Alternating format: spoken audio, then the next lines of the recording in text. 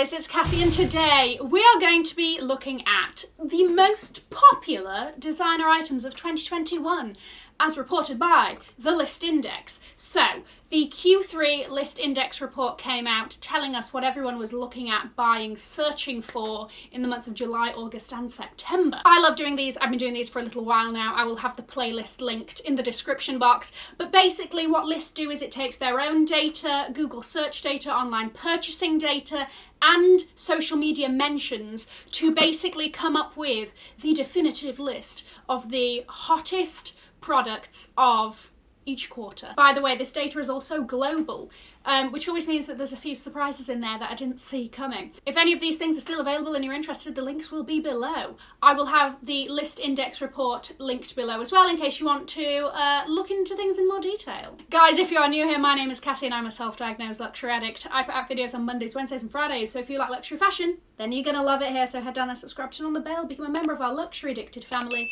When are we going to rehab? Never. Okay guys, let's jump into it. Okay, starting off with number 10, we have the Emma Brun bucket hat. These are like faux fur bucket hats, okay? They're not cheap, okay? They're like 300 to 400, 500 pounds. I mean, would I buy it? No, okay? You know, I already have a thing against bucket hats and then they're furry, it's like. But this definitely isn't that surprising because once again, we know that the Y2K aesthetic has very much been a thing. Everybody is clearly on this train. So something like this isn't that surprising, to be honest. And maybe also people have been enjoying the bucket hat trend, but you know, the months are getting colder. Why not wear a faux fur version and then it keeps your head warm? I don't know. But good for it. Okay, number 9, we have the Totem striped sweater. And I'm a little bit confused by this because I'm like, you're just a striped sweater, like what makes you so special? You know, this just looks like a nice striped sweater. I don't understand. Don't really know what else to say about that, really. It's a nice sweater. Don't know how you're number 9 on the women's hottest list, you know? Number 8. Roxanne Assolene bracelet set that says kindness is magic. And whilst that's a lovely sentiment, thank you so much, this bracelet set is not for me. So here's the thing, these kind of bracelets and like necklaces that look like an 8-year-old child has done it at some sort of craft table at, you know, I don't know, the town fair, have become very popular for some reason unbeknownst to me.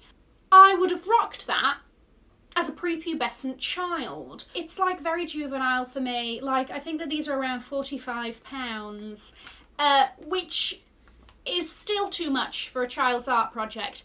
I feel absolutely nothing towards these. Now, apparently, these have grown in popularity, with some festivals back on and the phenomenon of dopamine dressing observed.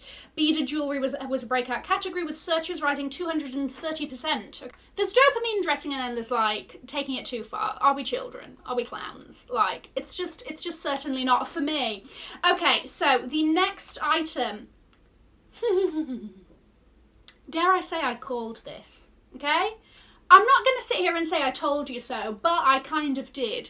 This is the Jacques La Mail Pralu cardigan. Wow. Okay, this is the tiny titty cardigan, okay? Literally just being held by the tiniest little Jacques metal script thing that, dare you have a sudden movement, you're going to get arrested for public indecency. This really has taken off amongst the fashion set, amongst the Insta crowd of top tier fashion influencers. We have seen this on everybody in every colour. There's the tiny version, there's the longer version for those that are more modest, I don't know. Even if it was gifted, I don't know if that would really be put into much use because I'd just be like, at any moment now, at any moment, people are going to see more than they should be. You know? But there we go. I'm not surprised that it's here. Number 6 is the Balenciaga La Cagole bag. And once again, okay, I saw this in a shopping video, like a shopping vlog that I did. And I hated it right off the bat. Now, but this is just me. This is just my personal preference. It is basically a Y2K version of the Balenciaga motorcycle bag made into a sort of hobo bag situation. It's got a weird heart-shaped mirror hanging off it, just to make it look even more Claire's accessories than it does.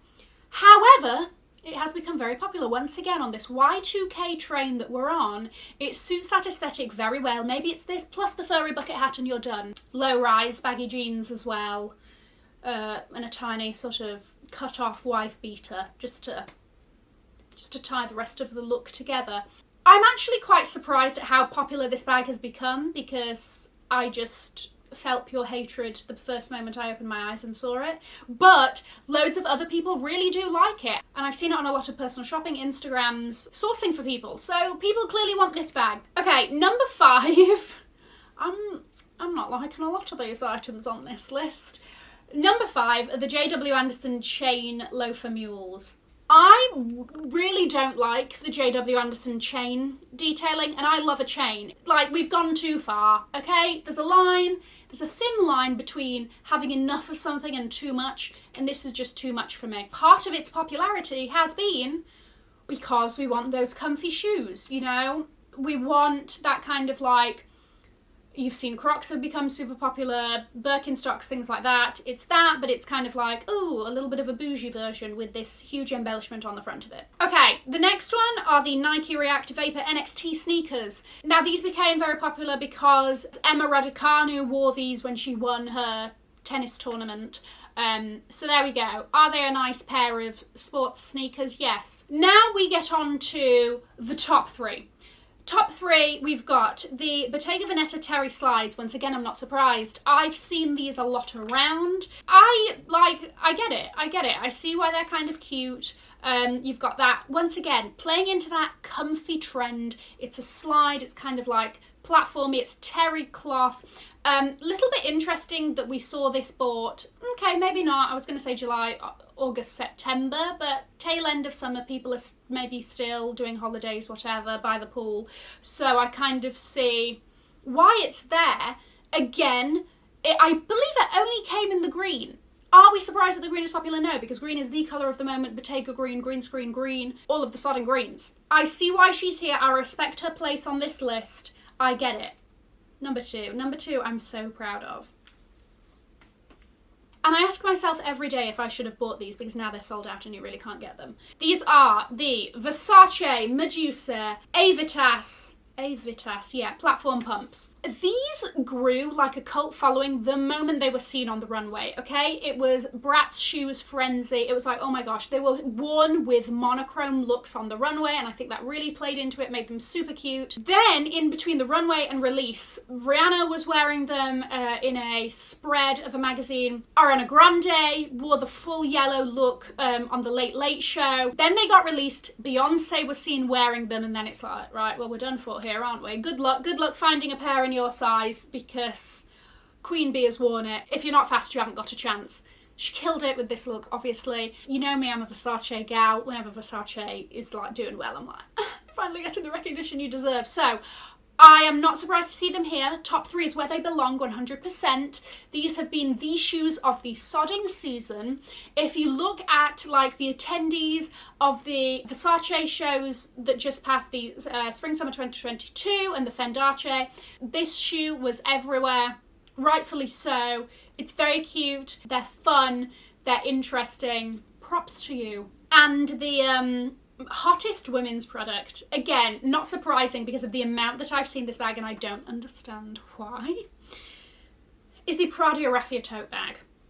So this came in a few colours and I believe it was just under £1,000. Turns out they're even more expensive than I thought. And I was like, for a fishing net? Like, what's happening here? However, I was clearly apparently one of the few that didn't get it, because they sold out, they were seen on everybody. like, what do you use this for? What, you like buy 3 lemons from the store and it's like, oh my gosh, aesthetics. Like, do you actually use this for anything? Anyway, here's the reasoning. Influencers posted numerous Prada bags on social media throughout this quarter, including versions in nylon, terry, and with crystal embellishment, but the raffia style captured shoppers' imaginations the most. The bag also aligns with the TikTok craze for crochet as trends continue to emerge from social media first. So there we go, we have social media to blame for everything in our lives, of course. So I'm not surprised by it. Is it something that I understand and get? Not really. But if you love it and you have it and you're living your best life, look at you having the hottest product of, you know, Q3 2021. Kill it, sis. And just to finish it off, I thought I'd mention the top 3 hottest brands of this quarter. Number 3, we have Dior. It was at number 2 last time, so it's dropped down a place. Part of its reasonings, it had the Designer of Dreams exhibition open up in NYC, and also they just announced a partnership with Paris Saint-Germain Football Club. Brand number 2, Gucci, always. Gucci is always top 3. They were at number 1 last time, by the way. And they've got the House of Gucci movie coming out, things like this help. And they recently launched their Vault digital store. Top brand number 1, Balenciaga, who were at number 5 in Q2. So they've really creeped up. Why? Okay, they teamed up with Kanye West for the Donda launch. How many times did we see it on the Met Gala runway? Are we surprised? On top of that, they just did their Simpsons, like, collaboration. That was very cool. I enjoyed that thoroughly. They had their haute couture return after how many years? 53 years. Guys, let me know what you thought of this quarter's hottest items and hottest brands. What do you think? Let me know. I'm going to leave a link to another video here in case you haven't already seen it. Have an amazing morning, afternoon, or evening, wherever you are. And in the words of my father, if you've enjoyed it, tell your friends. If you haven't, keep your mouth shut. I'll see you in my next video. Mwah. Bye, guys.